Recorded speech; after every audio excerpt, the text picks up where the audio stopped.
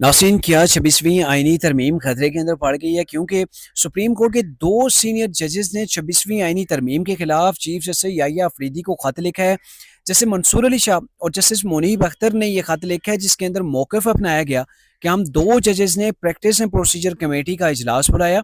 इजलास में आईनी तरमीम का जायज़ा लेने के लिए फुल कोर्ट का फैसला किया गया और फैसला किया गया था कि 4 नवंबर को ये केस जो है वो फुल कोर्ट के सामने आएगा। और फिर ये हुआ कि कमेटी फैसले के बावजूद भी काज लिस्ट जारी नहीं की गई। चीफ जस्टिस के इजलास ना बुलाने पर सेक्शन 2 के तहत हम जजेस ने खुद ही इजलास बुलाया।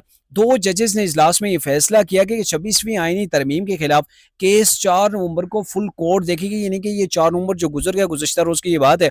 खत में ये भी कहा गया कि इसी हफ्ते 26वीं आईनी तरमीम के खिलाफ दरख्वास्तें फुल कोर्ट के सामने लगाई जाएंगी। कहने का मतलब इनका ये है कि इन्होंने जो है वो चीफ जस्टिस चीफ जस्टिस जो है याहिया अफरीदी को ये खत इसलिए लिखा कि हमने जो है वो प्रैक्टिस एंड प्रोसीजर कमेटी के हवाले से इजलास बुलाया था। उस इजलास के अंदर जस्टिस याहिया अफरीदी शामिल नहीं हुए।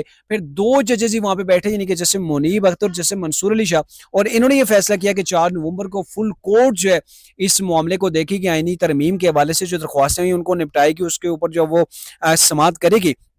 लेकिन फिर ये हुआ कि बार बार सुप्रीम कोर्ट के जो रजिस्ट्रार ऑफिस है उनको बताया गया, उनको आगाह किया गया, इसके बावजूद भी कोई काज लिस्ट जारी नहीं की गई। और अब जाके ये दोनों जजेस जो है वो खत लिख रहे हैं जस्टिस याहिया अफरीदी को कि आपने उस वक्त जो है वो ये काज लिस्ट भी जारी नहीं करवाई। तो अब हमने ये फैसला किया है, और फैसला ये किया है कि 26वीं आईनी तरमीम के हवाले से इसी हफ्ते, जो हफ्ता अभी जा रहा है, इसी हफ्ते के अंदर जो है वो फुल कोर्ट समाअत करे और इसके ऊपर जो है वो आगे चल के डिसीजन दे। तो अब आने वाले दिनों के अंदर देखा जाएगा कि ये जो आईनी तरमीम हुई है इसके ऊपर सुप्रीम कोर्ट से कितनी मज़ामत जो वो सामने आती है। चूंकि जमात इस्लामी की दरख्वास्त भी आई है, इसके अलावा भी दरख्वास्तें आई हुई हैं कि आईनी तरमीम को कालादम करार दे दिया जाए।